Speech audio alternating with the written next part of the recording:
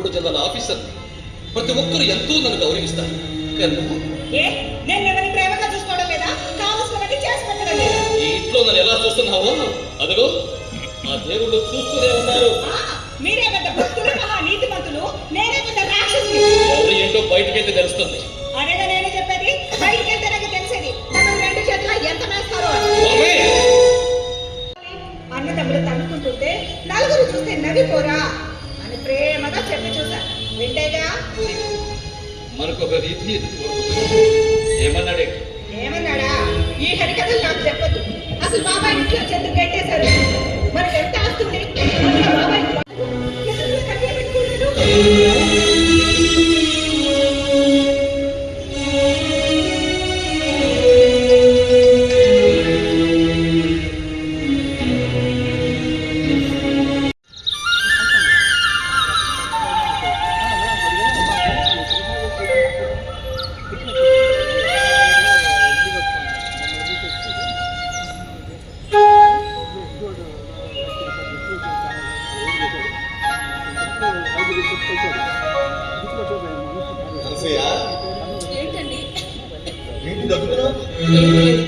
ఏంటో చెప్పయ్యా.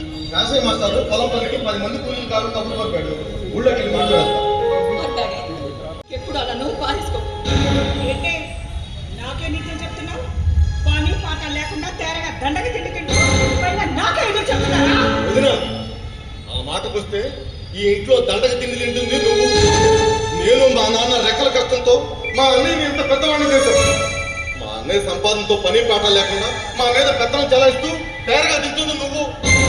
ఇక్కడ చేసే చాకరీ బయట 4 ఇళ్లలో పాచనం చేసుకున్నా నేను నా భర్త పడుతుందిలే. తొందర ఎందుకు? అదే కానీ జరిగితే మా అన్నయ్య ఈ ఇంట్లో నుంచి ముందు నిన్నే బయటికి పంపించేస్తాడు. పని పాట లేకుండా కుక్కల్లా పడికిండు పైగా విశ్వాసం లేకుండా మాట్లాడుతున్నారా? కుక్కలా పడి తినాల్సిన కర్మ మాట్లాడలేదు. మామయ్య ఉన్న పొలం ఎకరం పొలం అమ్మి మీ ఆయన చదువుకే ఖర్చు పెట్టాడు. ఇప్పుడు మా మాట ఎంత వస్తుందో అది ఇవ్వండి. మా బ్రతికేది మీ బ్రతుకు. వెళ్ళి మీ బావగారు నడుపు. చూసారా మనల్ని చావమంటుందండి. మీ జీవితం నాశనం చేసింది మీ నాన్నే. మేము కుక్కలు ఏం మాట్లాడుతూ ఉంది అర్థమవుతుందా? అనసూయ అన్న దాంట్లో తప్పే ఉంది. ఉన్న ఎకరం పొలం అమ్మింది మా అన్నయ్య చదువు కోసం. అదే ఉంటే ఇప్పుడు మేము మీ పత్రం రాల్సిన అవసరమే లేదు. వదులుతో ఎలా మాట్లాడకూడదు తెలియదా నీకు? అది కాదన్నయ్య, వదినా నేను బయట అంతా ఇటు వస్తున్నాను. ఇప్పుడు తేలగట్టుకున్నా ఎవరురా? అది కాదన్నయ్య, వదిన నన్ను అనసూయను ఎవరితో? మాకు ఇంటికి ఏ సంబంధం లేదా బాగారు. ఆయన మీ తమ్ముడు కదా. మీరు చేసే చాకరికి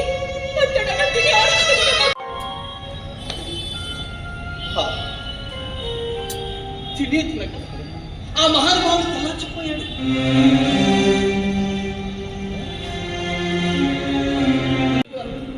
అయితే నేను తాగుతానంటూ లోపలికి వెళ్ళిపోయాను. తమ్ముడు తప్పించిన అన్నం తెచ్చిన అమ్మ వచ్చే టైం అయ్యింది. అమ్మ నాన్న కన్నం తెచ్చుకుని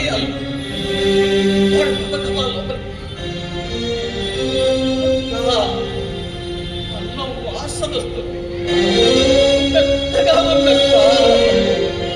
తమ్ముడు చెప్పి మీ తమ్ముడు తన భార్య బిడ్డలకు దూరం అవ్వడం ఏంటి? అబ్బా ఏమి లేదన్నానుగా. ఇలా రియాని బీపీ ట్యాబ్లెట్ వేసుకున్నావా? ముందు ట్యాబ్లెట్లో మంచిని తీసుకొస్తాను.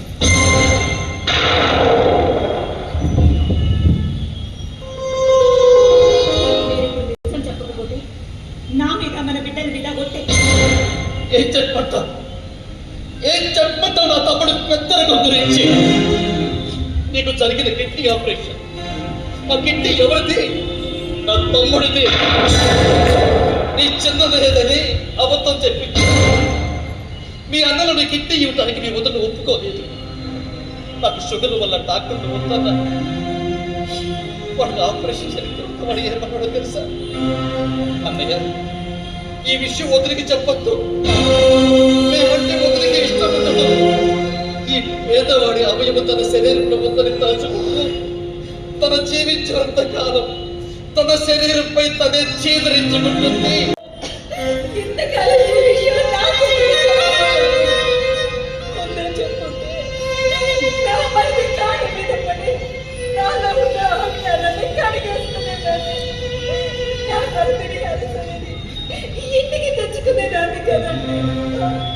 వాడికి ఆపరేషన్ జరిగిన తర్వాత ఒక సపరేట్ రూమ్లో చేసి నేను 6 అన్నదమ్ముల మధ్య మగరాయిలా పెరిగాను.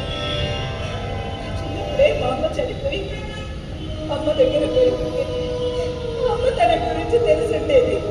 నా మరిదిని కాదు కాదు నా బిడ్డని అమ్మలాగా చూసుకొని నన్ను క్షమించండి.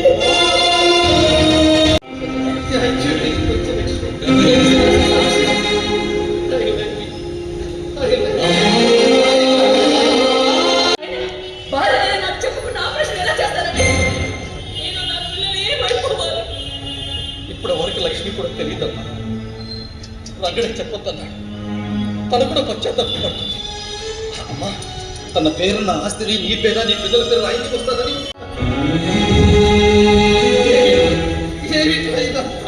వదిన పిల్లలు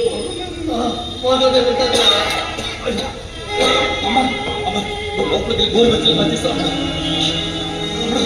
తమ్ముడు అన్నయ్య, చాలా సంతోషంగా ఉన్నదయ్యా. ఆ దేవుడు నాకు ఇచ్చిన నాన్నవ నాన్నకు నా నాన్నని ఎంతెంత డబ్బు సంపాదించడం చాలా కష్టం అన్నయ్య. కొంతమందిని చూస్తుంటే ఇంత డబ్బులు ఎలా సంపాదిస్తారని చాలా ఆశ్చర్యంగా ఉంటుంది అన్నయ్య. అన్నయ్య, నేను నా పిల్లలకి కడుపు నిండా తిండి కూడా పెట్టలేను. నా పిల్లలు ఈ పాడపుట్టిన వాడిని చూపించారు వాళ్ళే అన్నయ్య.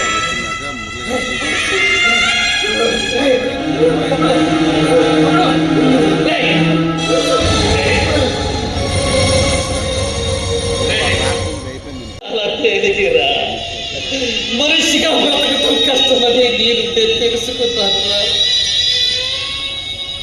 నీ దగ్గరికి వచ్చి ఇంటికి తీసుకెళ్తా అన్నాడు.